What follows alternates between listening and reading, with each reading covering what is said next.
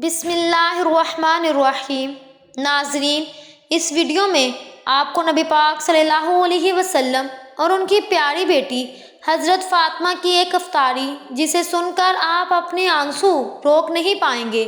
رسول پاک صلی اللہ علیہ وسلم نے رمضان المبارک کے روزے کتنی مرتبہ رکھے۔ تمام تعریف اللہ کے لیے ہے جو تمام جہانوں کا رب ہے۔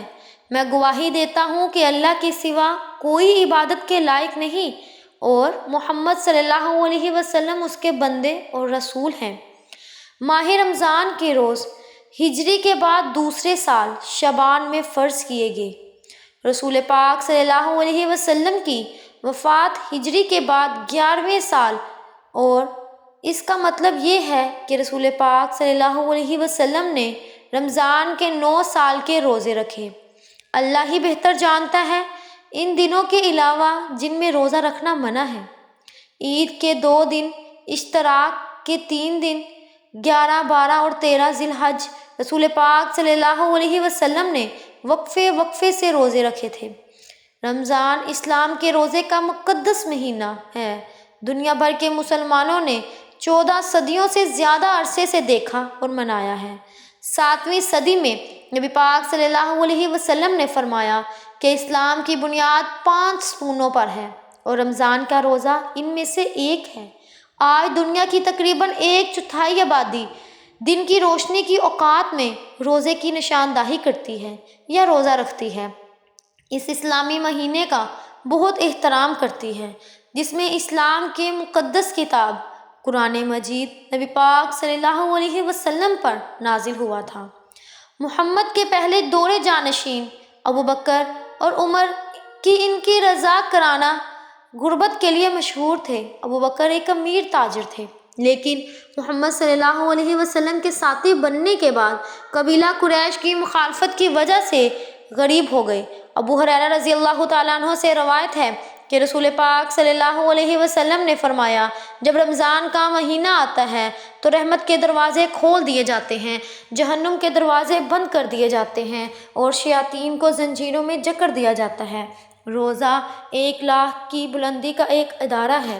اس کا اندازہ اس بات سے لگایا جا سکتا ہے کہ اللہ تعالیٰ طلوع فجر سے غروب آفتاب تک صرف کھانے پینے اور اجماع پر ہی نہیں پابندی لگاتے بلکہ اپنے بندوں کو دیگر برے کاموں سے باز رہنے کی تلقین بھی کرتا ہے، مثلاً غیبت کرنا، لغویات بات کرنا، جھوٹ بولنا وغیرہ۔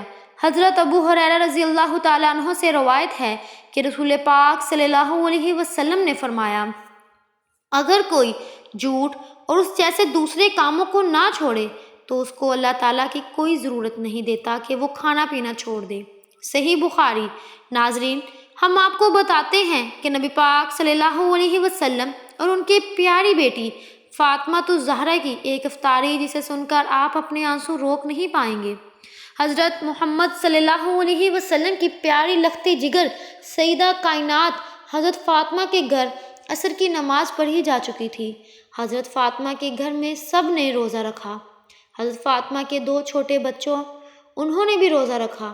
مغرب کا وقت ہونے والا تھا اور سب کے سب جائے نماز بچھائے رو رو کے دعا مانگتے ہیں۔ حضرت فاطمہ دعا ختم کر کے گھر گئیں۔ سیدہ فاطمہ نے افطاری بنانا شروع کرنا تھی تو سب سے پہلے آٹا دیکھا کہ گھر میں آٹا موجود بھی ہے کہ نہیں۔ آپ نے دیکھا تو صرف 4 ہی روٹیاں کا آٹا موجود تھا۔ سیدہ فاطمہ الزہرا یہ 4 روٹیاں پکائیں۔ زیادہ اناج گھر میں نہیں تھا۔ پہلے روٹیاں اپنے بڑے بیٹے حسن کے سامنے، دوسری روٹی اپنے چھوٹے بیٹے حسین کے سامنے اور تیسری روٹی حضرت علی کے سامنے اور چوتھی روٹی اپنے سامنے رکھ دی۔ شیر خدا حضرت علی رضی اللہ تعالیٰ عنہ کے علاوہ ننھے شہزادوں، جنت کے سرداروں حضرت حسن و حسین بھی روزے رکھتے تھے۔ افطاری ہونے سے پہلے سب اللہ تعالیٰ کی عبادت میں رو رو کر دعائیں مانگ رہے تھے۔ افطاری کا وقت ہوا تو حضرت فاطمہ الزہرا رضی اللہ تعالیٰ عنہما نے دعا کو ختم کیا اور شاہ کونین کی لاڈلے بیٹے کے گھر رمضان کا دسترخوان سج جاتا ہے جس پر صرف 4 بیٹھے ہیں دسترخوان پر کچھ سحری سے بچا ہوا سالن موجود ہے۔ سیدہ فاطمہ نے ایک ایک روٹی سب کے آگے رکھ دی۔ مسجد نبوی میں اذان ہونے لگی، مغرب کی اذان ہوئی یا روزہ افطار ہوا، سب نے روٹی سے روزہ کھولا۔ حضرت علی، حسن اور حسین رضی اللہ تعالیٰ عنہ نے اپنی اپنی روٹی کو ختم کیا۔ حضرت فاطمہ الزہرا رضی اللہ تعالیٰ عنہما نے آدھی روٹی کو کھایا اور کچھ ذہن میں آیا تو آپ نے آدھی روٹی کو اپنی چادر کے پلو کے ساتھ باندھ لیا۔ یہ معاملہ حضرت علی رضی اللہ تعالیٰ عنہ نے دیکھا اور کہا کہ آپ فاطمہ، تجھے بھوک نہیں لگی؟ ایک ہی تو روٹی ہے، اس نے بھی تو نے آدھی روٹی دوپٹے میں باندھ رہی ہے۔ اور بچوں نے بھی پوچھا، ماں کیا بات ہے؟ سب نے اپنی روٹی کھا لی ہے، آپ نے آدھی روٹی کھائی اور آدھی کو اپنی چادر کے پلو میں باندھ لیا۔ حضرت فاطمہ الزہرا رضی اللہ تعالیٰ عنہما نے فرمایا، اے علی، ہو سکتا ہے میرے بابا جان محمد صلی اللہ علیہ وسلم کو اب افطاری میں کچھ نہ ملا ہو۔ میرے بابا جان نے کیا پتہ کچھ کھایا بھی ہوگا یا نہیں۔ وہ بیٹی کیسے کھائے گی جس کے باپ نے کچھ نہیں کھایا ہوگا؟ میں نے آدھی روٹی کھائی، اپنے بابا کے لیے رکھی ہے۔ حضرت فاطمہ الزہرا رضی اللہ تعالیٰ عنہما حاضر ہوئی روٹی اپنے بابا کو دینے کے لیے، اپنے بابا کے گھر کے دروازے پر پہنچی تو فاطمہ الزہرا رضی اللہ تعالیٰ عنہما جب گھر پہنچی تو نبی پاک صلی اللہ علیہ وسلم مسجد سے نماز ادا کر کے واپس آئے تو دیکھا کہ حضرت سیدہ فاطمہ الزہرا دروازے پر کھڑی ہیں۔ حضرت محمد صلی اللہ علیہ وسلم نے فرمایا، اے میری لاڈلی بیٹی، دروازے پر کیوں کھڑی ہو؟ اندر کیوں نہیں گئی ہو؟ حضرت محمد صلی اللہ علیہ وسلم کی لاڈلی بیٹی فاطمہ الزہرا نے جواب دیا، اے بابا جان، اندر آنے کی اجازت دو گے تو اندر داخل ہوں گی۔